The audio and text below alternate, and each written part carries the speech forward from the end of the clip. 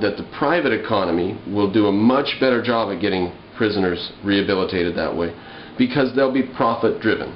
They'll be driven by a profit. They'll want the prisoners to do this or that or get involved to produce something.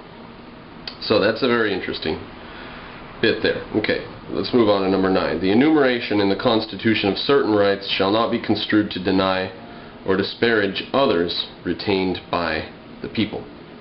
So we've just got done listing thousands of rights and everything, but there are other rights that we haven't named here, and so don't go saying that since that's not named here you have to forget it. Number 10, the powers not delegated to the United States by the Constitution nor prohibited by it to the states are reserved to the states respectively or to the people. Now I'm afraid what that means is certain things, for example, the school thing. It can't fund a school or inhibit the funding of a school, but the states might be able to do that. And I just don't know how to, I really want to get the government out of education. I really want to stop that from happening. So, maybe that can be interpreted within, maybe, I think it has to happen. I think that the state should be out of education from kindergarten to college, just like it's out of church. The state doesn't buy or build churches for anybody or try to decide what's the best church everyone should go to or anything like that. Same with education.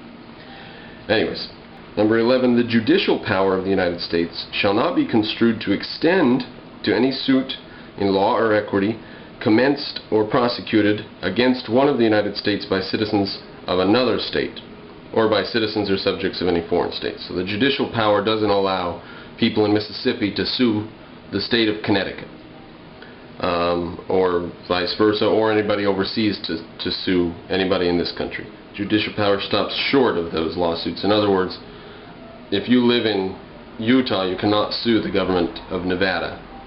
Federal courts can't do that for you.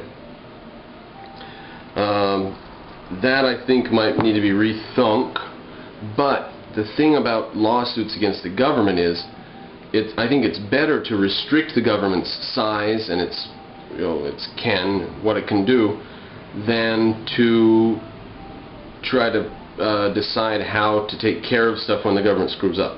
If the government's just not doing a bunch of this stuff, like for example taking people's homes to build freeways over top, if they're just not doing it at all, then there will be a lot less cause for there to be lawsuits. But that's an incredibly detailed part of the law, whether or not this and when and under what circumstances citizens should be allowed to sue the government and how and so on. Not to be hashed out at this moment. Number 12, Section 1. All persons born or naturalized in the United States and subject to the jurisdiction thereof are citizens of the United States and of the state wherein they reside. No state shall make or enforce any law which shall abridge the privileges or immunities of citizens of the United States, nor shall any state deprive any person of life, liberty, or property without due process of law, nor deny to any person within its jurisdiction the equal protection of the laws. Now that right there, you can't deny to any person the equal protection of the laws, is going to make obsolete that other one where it says,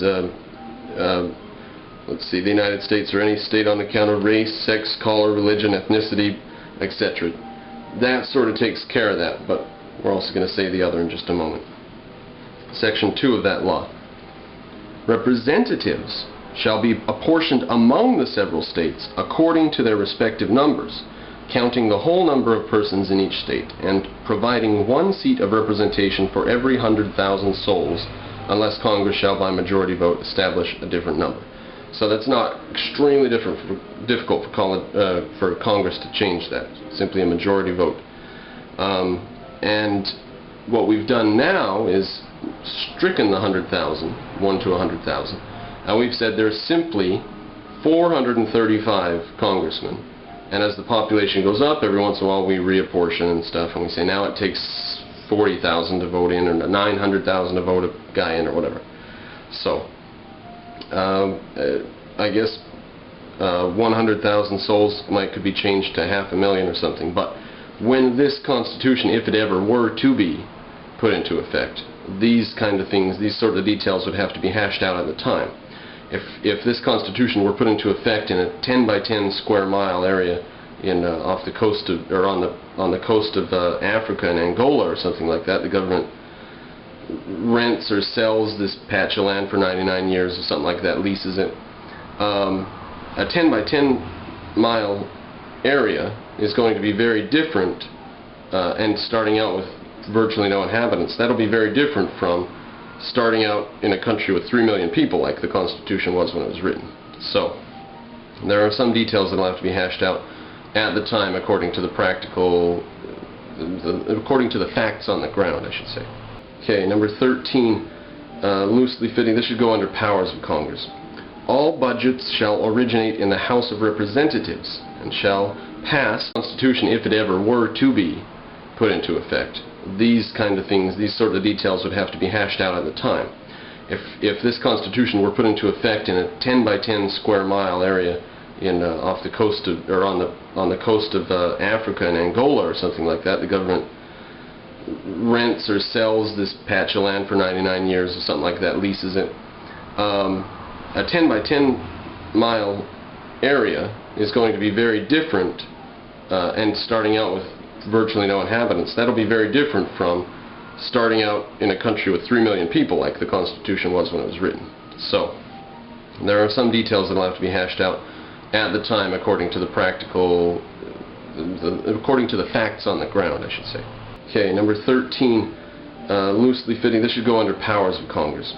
All budgets shall originate in the House of Representatives and shall pass upon the majority vote in each House and a signature from the President. But no budget shall allocate funds which are not present and accounted for in the national coffers at the time of assigning the funds.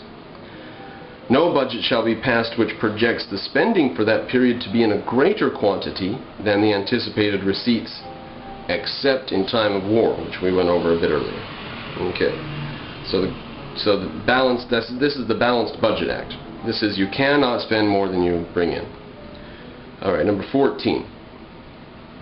Should go over this is articles, should go in the Articles of the Senate. The Senate of the United States shall be composed of 2 senators from each state, elected by the people thereof for 6 years, and each senator shall have 1 vote.